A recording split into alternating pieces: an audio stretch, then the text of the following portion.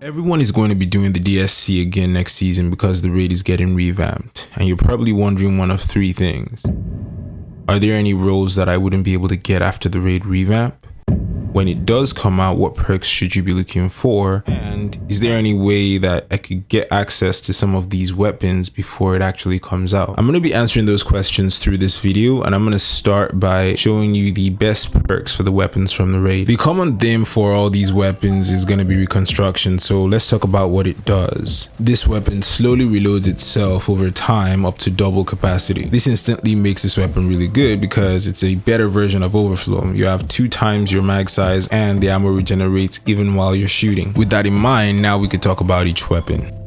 For Heritage right now, the best perk is Recombination, and it gives close to 100% damage increase with max stacks. So it's an insane perk for burst damage because that first bullet, if you stack it up to 10, does an insane amount of damage. Just for perspective, things like Vorpal give like a 15% increase, firing line 20%. Even bait and switch that's raved about is 35%. That's for an entire mag sometimes, but this one bullet with almost 100% increase in damage on that first shot, even though you need to stack it a little bit, it's a really good perk.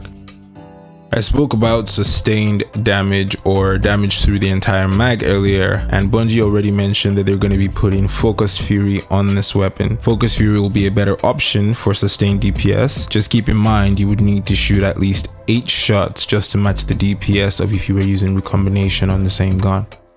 Here, Reconstruction works really well with Rampage. No one really uses 180 RPM hand cannons in PvE anymore, but if they get buffed, this will definitely be the role to keep.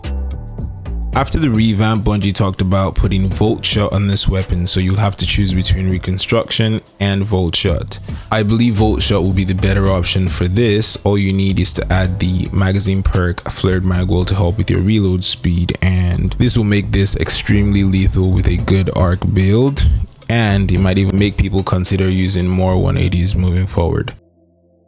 Dragonfly is also a nice option for the second slot, but Rampage is just better if you're trying to use it for I'd clear anyways. Dragonfly doesn't cause as much of an explosion as something like Firefly, and you'd also need to use a Dragonfly spec mod just to be able to get a better explosion. You could use it, they're both effective, but I believe Rampage is the better choice here.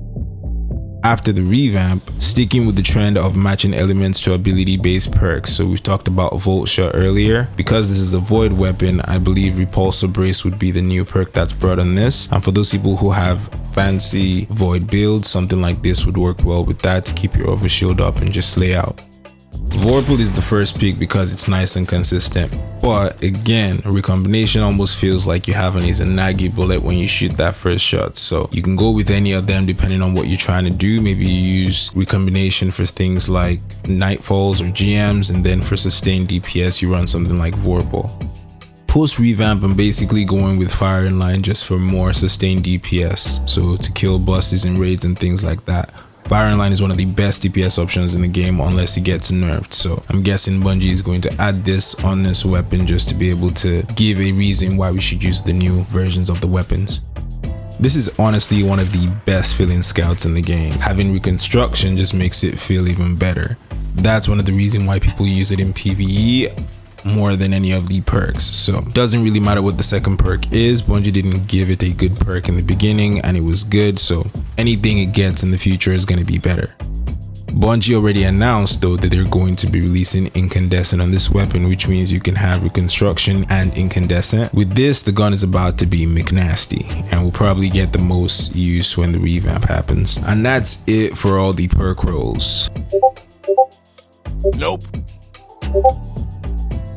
You might be thinking, what about the PvP perks? But really, most of these weapons are not cut out for PvP compared to other weapons that we already have in the game. If Bungie does bring in new perks for PvP with this revamp, I'll probably do another video showing what those new perks are and what you can go for. For the last question, is there any way you can get a chance at getting the patterns for these weapons before the season even starts? Right now, if you do the raid, red versions of these weapons do drop. So if you want to get ahead and give yourself a better chance of getting those weapons early, even though I personally will suggest you just waiting so you actually have content to do when the new season comes out, especially with everybody complaining about burnout and things like that, you might as well save that content for later. But if you're the kind of person who wants to get it out of the way, you could just keep whatever red butter weapons that you get right now, and if Bungie doesn't change anything by the time the new season comes out, it means you're going to be able to just break those down and get the weapon pattern right away. If you're one of those people hoping this works, leave a like below and we'll see what happens. If you're new here, don't forget to subscribe for more Destiny 2 info.